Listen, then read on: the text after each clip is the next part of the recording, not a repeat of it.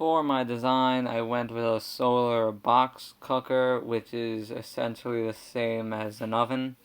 It uses the sun's rays and heat, and it traps it in there to heat it up. Essentially, what I used to make this was a cardboard box, some tinfoil, plastic wrap, and a black garbage bag. Using the black garbage bag, I covered the exterior walls of the box, and I also covered the interior bottom of the cardboard box. With the tinfoil, I covered the interior walls and the flaps of the cardboard box. I then used the plastic wrap and I wrapped the top of the cardboard box. When deciding what type of design I was going to do, I compared the solar box cooker to two other designs.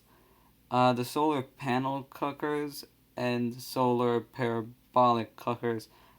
The solar box cooker can cook at temperatures between 200 Fahrenheit and 300 Fahrenheit, which is much higher than the solar panel cooker but lower than the solar parabolic cooker.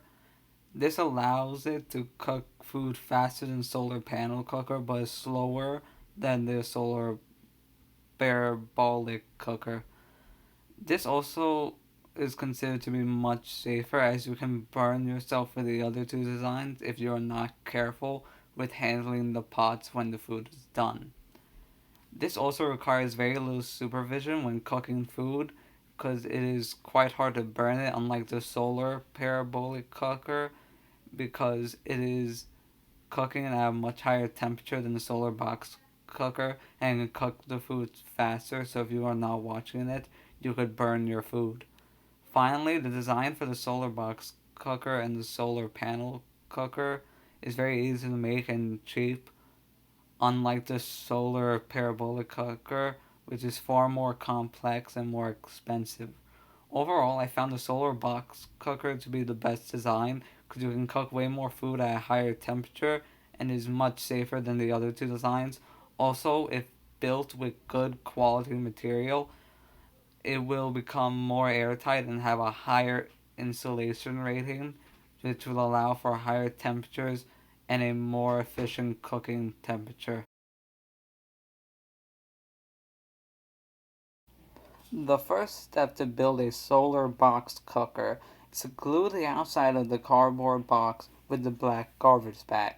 This will aid in the ambient light absorption because it will absorb the heat from the light, heating up the inside. Then use the black duct tape to seal anywhere that is loose.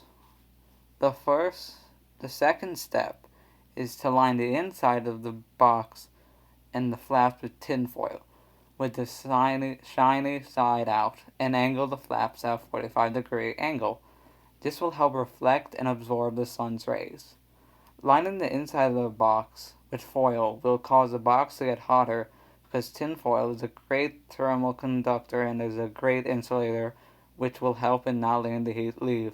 The third step is to measure the dimensions of the bottom of the inside of the box and cut out the measurements using the black garbage bag. Then glue that to the bottom. This will help absorb the light directly into the cooker. The fourth step is to tape the opening with plastic wrap. This will help create a seal and isolate the air inside the box, trapping the heat.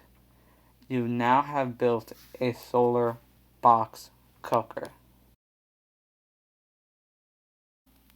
To show that this is able to cook, I went outside on a sunny day in 75-degree weather and melted chocolate. It took about 5 minutes for the chocolate to completely melt. This is a picture of the chocolate before I let it melt in the cooker, and this is after. I then melted cheese on a cracker and a marshmallow at the same time. This took around 20 minutes. The cheese had melted but still held its form, and the marshmallow had completely melted. This is a photo of it after the 20 minutes. In this photo, I am able to squish a marshmallow with a toothpick. Then in this one, I was able to do the same thing with the cheese. In the summer, when the temperature is hotter and the sun is out longer, you will be able to cook more food with it, such as meat. This is because the inside of the box will become much hotter. This is also a nice thing for your kids to use if they want to make some treats such as s'mores, and is very safe. Also, you can customize the opening with glass or plexiglass instead of plastic wrap, because this will create an even better seal, causing it to become even hotter inside. This can also be very useful for third world countries that have dry climates, because they will be able to cook food in it instead of having to use their valuable and limited resources such as wood and charcoal, which is very expensive in those countries to cook it. The food is edible and safe to consume as long as it is cooked inside the box for a long enough period of time and is cleaned after each use.